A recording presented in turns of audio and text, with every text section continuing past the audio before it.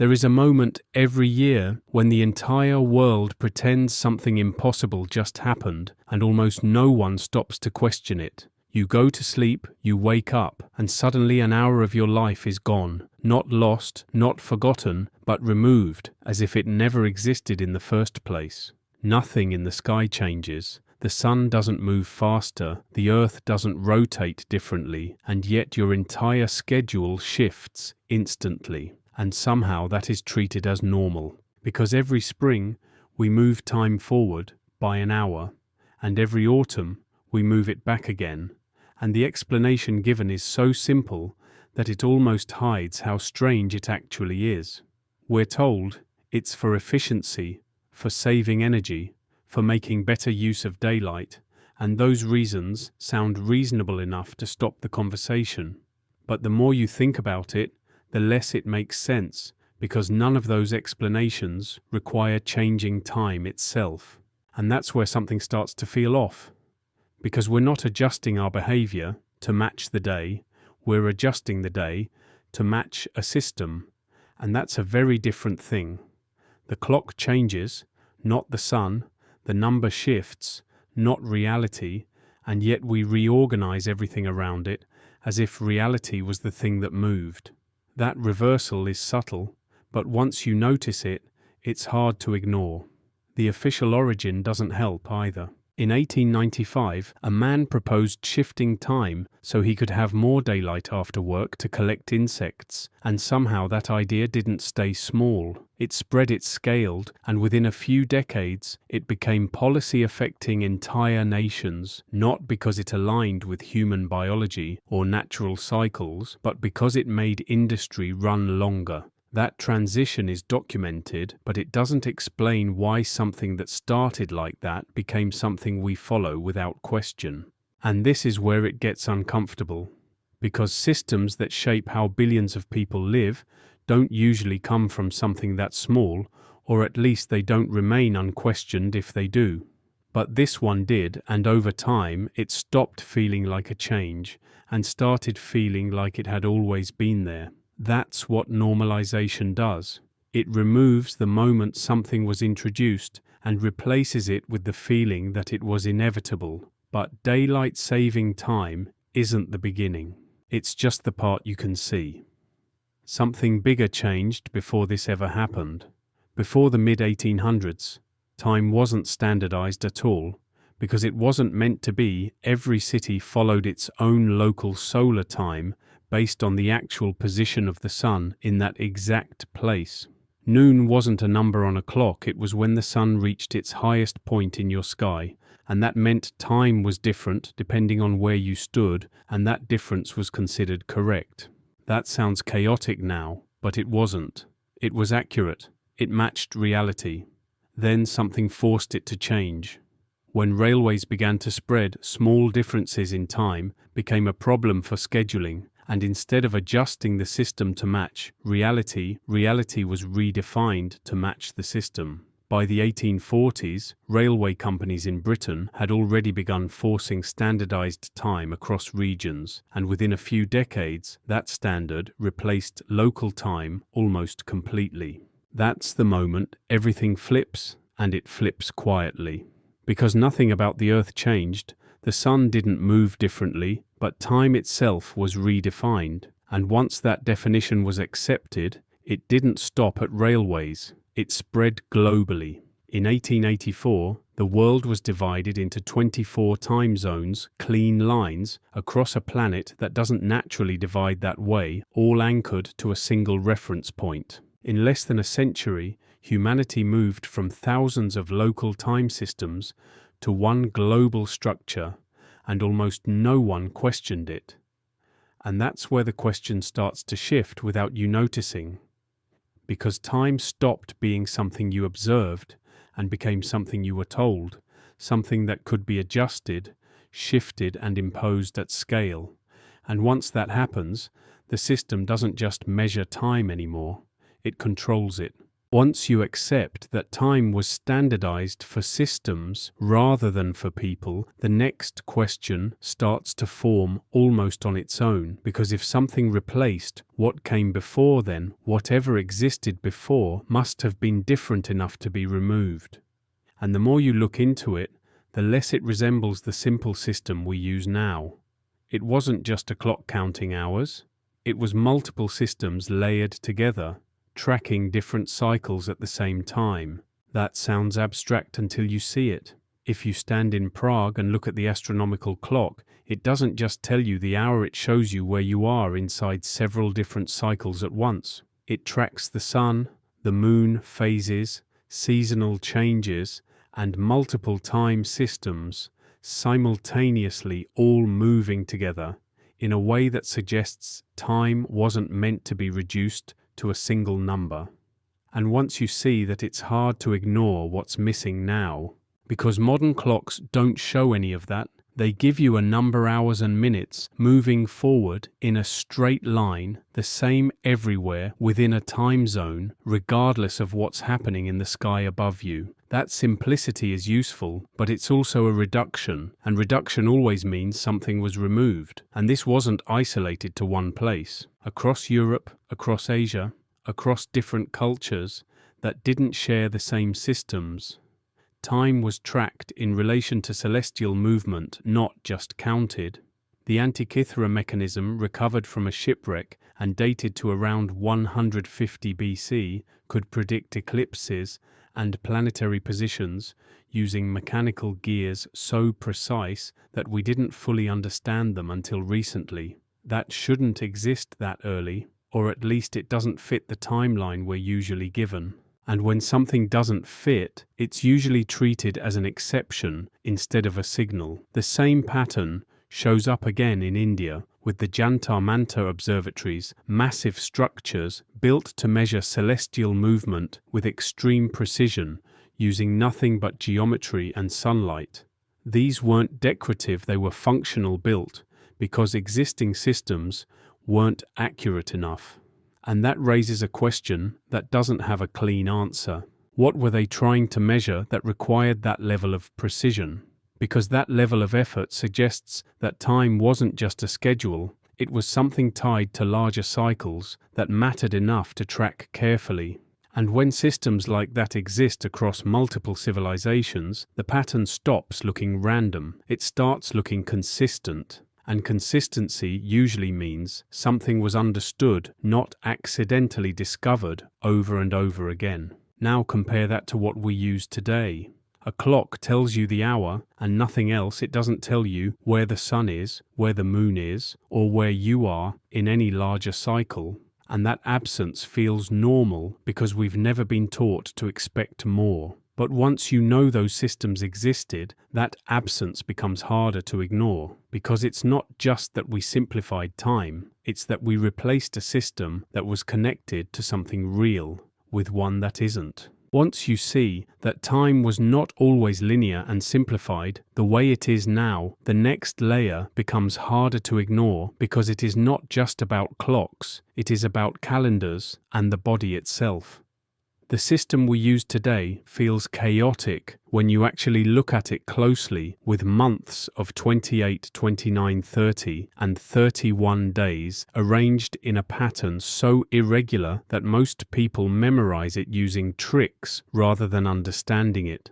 February shrinks and expands. Weeks do not align cleanly with months, and months do not align cleanly with the year, creating a system that works administratively but does not feel naturally structured. That irregularity is usually explained as historical evolution, layers of adjustments made over time until the current form emerged. But when you compare it to other systems that existed before, the difference becomes difficult to ignore. A calendar of 13 months with 28 days each creates exactly 364 days, perfectly divisible into 52 weeks, with every month starting on the same day of the week and every cycle repeating cleanly. Add a single day outside the system as a transition point, and you get a solar year that is mathematically stable, symmetrical, and predictable in a way the current system is not. This is not a theoretical model because variations of this structure appear across multiple civilizations that had no direct contact with each other. Ancient cultures in Mesoamerica, parts of Africa, and early European traditions all used systems aligned with lunar cycles, where 13 lunar phases fit almost perfectly into a solar year. The number 28 reflects the visible cycle of the moon, and the number 13 reflects how many of those cycles occur within a year, creating a system that is not arbitrary but observational. That alignment matters more than it seems because it connects directly to the human body. The average menstrual cycle follows roughly the same 28-day rhythm as the lunar cycle, and circadian rhythms respond to the rising and setting of the sun with a precision that does not require clocks at all.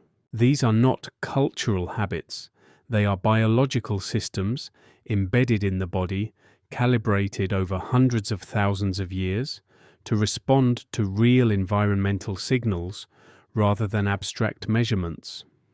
The human brain contains a structure called the suprachiasmatic nucleus, which acts as an internal clock by responding to light, entering the eyes and synchronizing hormonal cycles, sleep patterns, and metabolic activity to the actual position of the sun.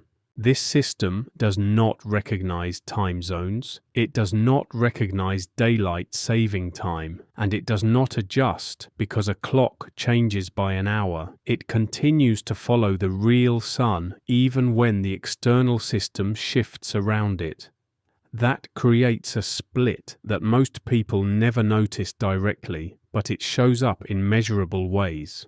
When clocks move forward in spring, studies consistently show increases in heart attacks, traffic accidents, workplace injuries, and disruptions in mental health within the following days. The body does not instantly adapt to a shifted schedule because it is still calibrated to the natural cycle it evolved with, and that misalignment produces real consequences. What makes this more difficult to ignore is that the original justification for daylight saving time does not hold up under closer analysis. Multiple studies across different countries have found that the energy savings are minimal or even negative, meaning the system does not reliably achieve the goal it was designed for. If it does not save energy and it disrupts biological systems, then the reason it persists becomes harder to explain in purely practical terms. At this point, the pattern begins to tighten, because what we are looking at is not just a replacement of one timekeeping system with another, but a replacement of alignment with abstraction. The old systems tracked cycles that could be observed directly, the sun rising, the moon changing the seasons, shifting, while the modern system tracks numbers that can be adjusted independently of those cycles. And once time becomes abstract, it becomes flexible in a way that natural systems are not. That flexibility is where the question becomes uncomfortable because it allows time to be shifted, standardized, and imposed in ways that override local conditions and biological rhythms. A population can be synchronized not to the environment they live in, but to a schedule defined elsewhere. And that synchronization can be maintained even when it creates measurable disruption. This is where the idea of control stops sounding abstract and starts to look structural, because a system that defines when people wake, work, and sleep does more than organize time, it organizes behavior. And once that system is accepted as normal, it no longer needs to justify itself because it becomes the reference point against which everything else is measured. Which brings the question to a point that is difficult to ignore once you see the pattern clearly, because it is no longer just about clocks or calendars or historical changes. It becomes about the relationship between the system we use and the system our bodies still follow, And the gap between those two things is not theoretical. It is measurable, persistent, and built into the way we experience time every single day. By the time you reach this point, the question is no longer whether something changed, but how completely it was replaced, because nothing we've looked at exists in isolation, and none of these patterns stand on their own. The clocks, the calendars, the biological rhythms, and the astronomical systems all point in the same direction, not toward a slow evolution over centuries, but toward a shift that happened faster than systems like this normally change. When something that complex disappears within a few generations, it usually isn't because people gradually forgot it. It's because something else took its place so completely that the original system stopped being visible. That replacement doesn't feel like removal because it doesn't leave an obvious gap. It leaves a substitute that works well enough to avoid being questioned. The modern time system doesn't eliminate structure entirely. It replaces it with something simpler, something uniform, something that can be applied across entire populations without needing to adjust for local conditions. It allows millions of people to coordinate, to synchronize, to operate within the same framework regardless of where they are, and that efficiency makes it feel like an improvement even when something deeper has been lost. What makes this harder to notice is that the system still appears to work because it keeps everything moving in a predictable way, and predictability is what most large systems depend on. Work schedules align, transportation aligns, communication aligns, and everything fits together tightly enough that it creates the impression of precision. But precision is not the same as alignment, because alignment depends on whether the system reflects the environment it operates within, and that is the part that no longer fully matches, because the system we use now is not anchored to the sun in the same way the previous system was. It is anchored to a reference point that can be adjusted, shifted, and standardized across vast regions without regard for local variation. When daylight saving time moves the clock forward or backward, nothing in the sky changes, but everything in human behavior does, and that change happens instantly at scale. The body does not immediately follow because it is still responding to real light cycles, and that creates a gap between the system people live by and the system their biology still follows. That gap is small enough in daily life that it can be ignored, but large enough across populations that it becomes measurable, and that is where it stops being abstract. Increases in health risks after time, shifts, disruptions in sleep cycles, changes in mood and energy. All of these are documented effects that appear consistently, and yet the system remains in place. When a system produces measurable disruption and continues unchanged, it suggests that the disruption is not the primary factor it is optimizing for. That realization shifts the question again, because it is no longer about whether the current system works, but about what it is designed to prioritize. A system that defines when people wake, work, eat, and sleep does more than measure time. It organizes behavior, and once that behavior is synchronized across millions of people, it becomes predictable in a way that natural systems are not. That predictability is what allows large structures to function efficiently, and once those structures depend on it, the system becomes difficult to change, not because it is perfect, but because everything else is built around it. This is how systems become self-reinforcing, because the longer they remain in place, the more layers depend on them, and the harder it becomes to step outside of them. Even when limitations are recognized, even when inconsistencies are observed, the system continues, because replacing it would require restructuring everything connected to it at the same time. That scale of change rarely happens without a clear reason, and when the system still functions well enough, that reason is never strong enough to trigger it, which brings everything back to a point that is easy to miss if you only look at each piece individually, because none of these elements seem unusual on their own. It is only when they are placed together that the pattern becomes visible, and once it does, it changes how the entire system is understood. What we are using now is not a direct continuation of what existed before, it is a simplified structure that replaced a more complex relationship between time, environment, and biology. That does not mean the current system is entirely wrong, but it does mean it is incomplete, and that incompleteness is hidden by how normal it feels. People follow schedules that do not match the sun sleep at times, that shift arbitrarily, and adjust to changes that have no natural reference point, and over time, that becomes the baseline. But the body does not forget the original system. It continues to respond to light, to darkness, to cycles that existed long before clocks were standardized. And once you notice that the difference becomes difficult to ignore, because you are no longer just looking at time as something external, you are experiencing the gap between two systems that are running at the same time but no longer aligned. One of them is constructed adjustable and enforced across populations, and the other is embedded biological and tied directly to the environment. And the only reason that conflict feels normal is because you were taught to follow one of them.